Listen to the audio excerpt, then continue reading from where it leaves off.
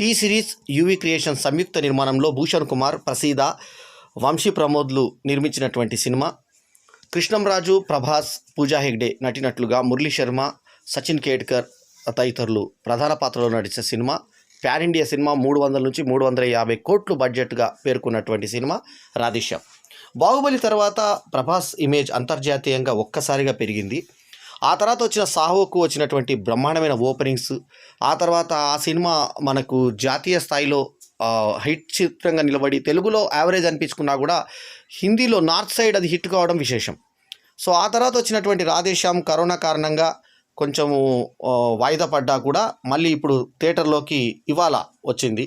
అంటే మార్చి 11, 2022 ప్రపంచవ్యాప్తంగా ఈ సినిమా విడుదలైంది. అయితే ఈ సినిమా కథ ప్రకారంగా తీసుకుంటే చాలా స్వల్పమైన సన్నటి కథ అని చెప్పుకోవాలి. Small thread. ఆ స్మాల్ థ్రెడ్ చుట్టూ అదుకున్నాను. నేను చాలా వీడియోలో చెప్పడం జరిగింది. ఈ సినిమాకి కథ ఇంపార్టెంట్ కాదు, కథనం ఇంపార్టెంట్, ఎంత బాగా తెరకెక్కించారనేది ఇంపార్టెంట్. ఈ సినిమా ప్రకారంగా ఛాయాగ్రహణం ప్రకారంగా తీసుకుంటే ఈ సినిమా ప్రతి సీన్ ఒక పెయింటింగ్ లాగా తీశాడు. ఇటలీ అందాల్ని అద్భుతంగా చూపించాడు. అట్లా ఆర్ట్ డైరెక్టర్ కరోనా వచ్చిన తర్వాత హైదరాబాద్లో కొన్ని ఇటలీ సన్నివేశాలు తీస్తే ఏది హైదరాబాదో ఏది ఇటలీయో తెలియనంత గొప్పగా ఆర్ట్ డైరెక్షన్ ఉంది అంటే అది ఆ కళాదర్శకుడి ప్రతిభ అని చెప్పుకోవాలి. ముఖ్యంగా కృష్ణంరాజు వయసు మళ్ళిన పాత్రలో ఆయనకి ఇప్పుడు ఉన్నటువంటి ఫిట్నెస్ ప్రకారంగా కరెక్ట్గా ఆ క్యారెక్టర్కి గురువుగా సరిపోయాడు. అయితే ఇది ఒక ఆస్ట్రాలజర్ కథ. ఆస్ట్రాలజర్ పేరు విక్రమాదిత్య. ఆ క్యారెక్టర్లో ప్రభాస్ అద్భుతంగా రాణించాడు. చక్రం అనే ఒక సినిమా వచ్చింది అప్పుడు కృష్ణవంశీ డైరెక్షన్లో. ఆల్మోస్ట్ కొంచెం దాన్ని పోలినటువంటి కథతో గీతాంజలి టైప్ సంబంధించినటువంటి కొన్ని సన్నివేశాలు కూడా ఈ సినిమాలో, ముఖ్యంగా వర్షంలో ఈసారి అక్కడ హీరోతో వర్షంలో ఉండే సీన్ కాకుండా క్లైమాక్స్లో ఈసారి ఏమో పెద్దనాన్నతో వర్షంలో ఉండే సీన్ మనకి గీతాంజలి గుర్తుకొస్తున్నాయి షాట్స్. కెమెరామెన్ వర్క్ అద్భుతంగా ఉంది.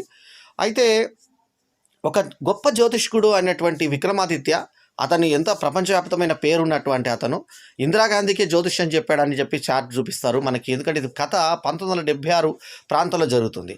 అట్లా అని చెప్పి ఏదో షేడ్స్ గ్రేడింగ్లు పెట్టి మనకి కలర్ని డెప్త్ని తక్కువ చేయకుండా ఈసారి ఈ సినిమా మొత్తం మల్టీ కలర్లో ఇప్పుడు ఉన్నటువంటి దీంతో చూపించడం ఒక విశేషం. ఎందుకంటే జనరల్ ఇటువంటి సినిమాలకి ఏదో గ్రేడింగ్కి వెళ్ళిపోయి ఆ ఆరెంజ్ టైపో బ్రౌన్ టైపో పెట్టేసి పూసేసి చూపిస్తుంటారు. దాంతో మనకు కలర్స్ కనబడకుండా కలర్స్ వేరే రకంగా మనకు కనబడుతూ ఉంటాయి జనరల్ ఇట్లాంటి సినిమాల్లో.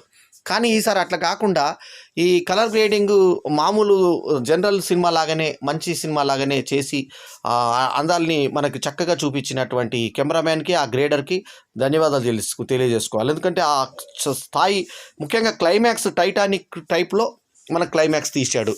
సో ఇతను చెప్పింది జరుగుతుంది అన్నప్పుడు ఇతని చేతిలో లవ్ రేఖ లేదు, ఫ్లట్నెస్ మాత్రమే మెయింటైన్ చేస్తాను అంటే ప్రేమికులు చేసుకునేటువంటి అన్నీ చేస్తాను కానీ నాకు లైఫ్ ఎక్కువ లేనందుకు నేను ప్రేమలో ఉండలేను అని చెప్పేసి హీరోయిన్తో ముందే చెప్పుకుంటాడు. చెప్పుకున్న తర్వాత హీరోయిన్ ఎట్లాగా నా ప్రేమ కోసం నువ్వు బ్రతకాలని టైప్లో హీరోయిన్ తపన. ఈ ఇద్దరు తపన ఎవరిది గెలిచింది అన్నది కథ. అంతే. ఒక ఆర్చిలరీ, ఒక విలువ విద్య నేర్చుకునేటువంటి ఒక అమ్మాయి నువ్వు విలువ విద్య నేర్చుకోలేవు అన్నప్పుడు క్లైమాక్స్గా అది ఏం జరిగింది అన్నది ఇంకా ఉన్నదే చిన్న కథ, దాన్ని చెప్పుకుంటే బాగుండదు. కాబట్టి నిర్మాణ విలువల గురించి మాట్లాడుకుంటే టీ సిరీస్ లాంటి భూషణ్ కుమార్ మరి ఆయన గతంలో ఎన్నో సినిమాలు చేస్తున్నారు టీ సిరీస్ సంస్థతో యూవీ క్రియేషన్స్ జతగట్టి మరి ప్రపంచవ్యాప్తంగా ఇవాళ ప్రభాస్ ఇమేజ్ పెరిగిన దృష్టి ఆ ప్రభాస్ ఇమేజ్ మీద మెయిన్ ఓపెనింగ్స్ అంతా కూడా ఇవాళ 350 రూపాయల టికెట్లు కూడా హౌస్ఫుల్ అయిపోయి ఇవాళ అద్భుతమైన ఓపెనింగ్స్ ప్రపంచవ్యాప్తంగా ఇవాళ ఇది తీసుకొస్తుందంటే కేవలం ప్రభాస్ ఇమేజ్. అట్లాగే పూజా హెగ్డే కూడా అందమే కాకుండా అభినయం కూడా ఈ సినిమాలో చూపించి ఎక్కడ ఎక్స్పోజింగ్ లేకుండా చాలా నీట్గా సినిమా అంతా చాలా జాగ్రత్తగా ఎటువంటి ఐటమ్ సాంగ్స్ లేకుండా చేశారు. పాటలు కూడా 2 పాటలు మనసుకు తగిలేలాగా అద్భుతమైన పాటలు. సో ఆధ్యాత్మికంగా మన భారతదేశంలో ఉన్నటువంటి జ్యోతిష శాస్త్రానికి సంబంధించినటువంటి గొప్పతనం ఏంటో స్టార్టింగ్ చెప్తూ ఆ తర్వాత కొన్ని విషయాలు మనం జ్యోతిషంతోనే మనము తెలుసుకోగలుగుతామని చెప్పేసి కృష్ణంరాజు పాత్ర ద్వారా చెప్పించి ఆ తర్వాత ప్రభాస్ ఇందిరాగాంధీ లాంటి ప్రముఖులకే చెప్పి ఆ తర్వాత ట్రైన్లో కూడా జ్యోతిష్యం చెప్పి అతని ఇమేజ్, అతని దగ్గర ఎంతోమంది ఆటోగ్రాఫ్లు తీసుకోవడం చూసి హీరోయిన్ ముచ్చట పడుతుంది అతని ఇమేజ్కి. ఆ తర్వాత ఆమెకి ఒక ట్రైన్ యాక్సిడెంట్ జరగబోయేది కూడా అతను చెప్తాడు కానీ ఆపలేకపోతాడు. కర్మను ఆపలేము, డెస్టినేషన్ని మార్చలేము, ఆల్రెడీ తలరాతని ఎవరు మార్చలేరు. కాకపోతే 99% మార్కులకు పోయినా 1% జనాలు ఎవరైతే ఉంటారో వాళ్ళు తమ రాతను వాళ్ళే లిఖించుకుంటారని చెప్పి కృష్ణంరాజు గురువు గారు చెప్తాడు. సో ఆ ప్రకారంగా ఆ వరుసలో ఈ ప్రభాస్ రాణించాలనేటువంటి ప్రయత్నమే ఈ సినిమా. సో ఇది ప్రేమకు, నమ్మకానికి, జ్యోతిష్యానికి మధ్య కుదిరినటువంటి ఒక అనుబంధంగా ఒక డిఫరెంట్ టైప్ ఆఫ్ కాన్సెప్ట్తో తీశాడు. ఇంతకుముందు గతంలో సుజిత్ రన్ రాజా రన్ ఫేమ్ అతనితో సాహో సినిమాలో మన ప్రపంచ యవనిక మీద తనంటూ ఒక ఓపెనింగ్స్లో నేను ఎంత పెద్ద స్టార్ అనేది ప్రభాస్ చూపించుకున్న తర్వాత ఇప్పుడు రాధాకృష్ణ కుమార్ అనే కొత్త డైరెక్టర్ చేసినటువంటి ప్రయత్నాన్ని, అంటే ఫస్ట్ పిక్చర్ కాదు ఆయనకి, అయినా కూడా ఆయన పెద్దగా వెలుగులోకి రాకపోయిన దర్శకుడు ఆయన. ఒక్కసారిగా ఆయనకి ఒక అద్భుతమైన ఛాన్స్ దొరికింది ప్రభాస్తో చేసేది. దాన్ని చక్కగా వినియోగించుకున్నాడు రాధాకృష్ణ కుమార్. ఎందుకంటే ఇట్లాంటి సినిమాలు చాలా ఎక్స్పెక్టేషన్స్ తోడు వస్తారు కాబట్టి ఆ ఎక్స్పెక్టేషన్స్ రీచ్ కావడం అనేది ఎప్పుడు సాధ్యపడదు. ఇటువంటి ప్రాబ్లం గతంలో చిరంజీవికి కూడా వచ్చింది. ఎందుకంటే నంబర్ 1 స్థాయికి ఎదిగిపోయిన తర్వాత ఇంకా ఇది ఏం చేయాలన్నా ప్రేక్షకులు ఎక్స్పెక్టేషన్స్ పెరిగిపోయేవి. ఇప్పుడు ఆ స్థాయికి ప్రభాస్ వచ్చినాడు కాబట్టి ప్రభాస్ ఇవాళ నాట్ ఓన్లీ ఇండియా, ఇవాళ ప్రపంచ స్థాయిలోనే గొప్ప ఒక పెద్ద స్టార్స్లలో ఒక స్టార్గా, మొన్న పాపులర్ స్టార్స్లో ప్రథమ స్థానంలోకి వచ్చినటువంటి కథానాయకుడు. మరి అటువంటి హీరో ఇమేజ్కి తగ్గట్టుగా ఈ సినిమాని మరి రూపుదిద్దుకోవాలి. కాకపోతే ఏంటంటే మాస్ ఇమేజ్ ఉన్నటువంటి ప్రభాస్ని లవర్ బాయ్గా చూపించడం ఒక విశేషం కాగా, కొంచెం ఎందుకో లావుగా కనిపించి కొంచెం ఫేస్ ఉబ్బినట్టుగా అక్కడక్కడ కొన్ని షార్ట్స్లో కనిపించడం గమనించాల్సిందే. అయితే పూజా హెగ్డే మాత్రం చాలా అందంగా నీట్గా కనిపించింది. సచిన్ కేడ్కర్ చేసినటువంటి బాబాయ్ డాక్టర్ పాత్ర, అంటే పెద్దనాన్న పాత్ర చాలా అద్భుతంగా ఉంది. పేషెంట్స్ దగ్గర, ఆ తర్వాత మృతుల దగ్గర చేతి వేలి ముద్రలు తీసుకున్న తర్వాత ఇది ఎడమ కుడి, ఇవి 10 మందివి కాదు 5 ముద్రలు అని చెప్పి ప్రభాస్ చెప్తున్నప్పుడు మాత్రం థియేటర్ అంతా అలా ఉండిపోతుంది కామ్గా. ఇంటర్వెల్ దగ్గర కూడా ఎంటర్ ద వేల్ అని ఇంటర్వెల్ అని చెప్పి ఇవ్వడము భావుకథను చూపించింది దర్శకుడిది. అట్లాగే ప్రతి సీన్ పెయింటింగ్ లాగా ఉంది. ఈ సినిమాకు ప్రథమ తాంబూలం ఎవరికైనా ఇవ్వాలంటే అది ఫస్ట్ మనం ఇవ్వాల్సింది కెమెరామ్యాన్కి, ఆ తర్వాత గ్రేడర్కి, ఆ తర్వాత దర్శకుడికి. బాగా అద్భుతమైన డైరెక్షన్.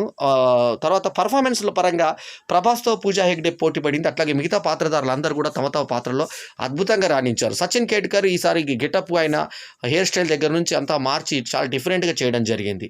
సో తల్లి పాత్రలో మైనే ప్యార్ కియా ద్వారా మనకు ఒక్కసారిగా జాతీయ స్థాయిలో పేరు తెచ్చుకున్న భాగ్యశ్రీ ఇందులో తల్లి పాత్ర. తల్లిని ముద్దు పెట్టుకునే సన్నివేశం ఒకటి ఉంది. ఆమె బాధగా తను చనిపోబోతున్నాడు అని తెలిసి అప్పుడు ఇచ్చేటువంటి ఇది ముద్దు చాలా బాధ కలిగిస్తే సన్నివేశంలో ఉంటుంది. అది ఆమె తల్లిగా బాగా రాణించింది. అట్లాగే స్నేహితుడిగా కొత్త నటుడిని పెట్టడం జరిగింది. ఇక కొంత తమిళ నటుడిని కూడా పెట్టడం జరిగింది.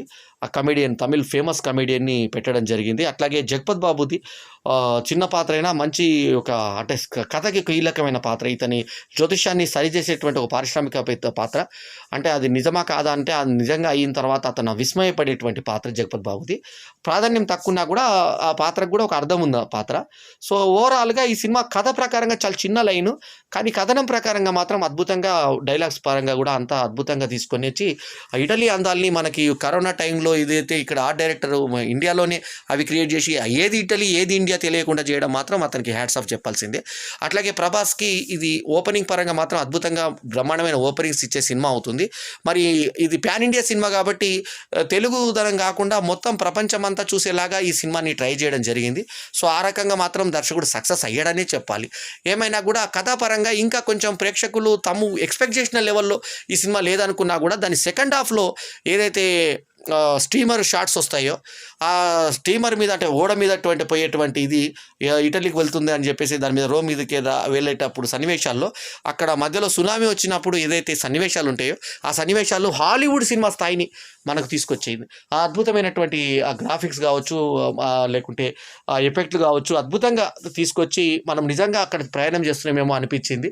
అద్భుతంగా ఉన్నటువంటి ఆ షార్ట్స్ సీజీకి మాత్రం హ్యాట్స్ ఆఫ్ చెప్పాల్సిందే. నిర్మాణ విలువలు చాలా అద్భుతంగా ఉన్నాయి. ఓవరాల్గా ఈ సినిమాకి ఒక మోస్తరు ఫ్యామిలీ ఆడియన్స్కి మాత్రం నచ్చే సినిమానే అవుతుంది ఈ సినిమా ఖచ్చితంగా.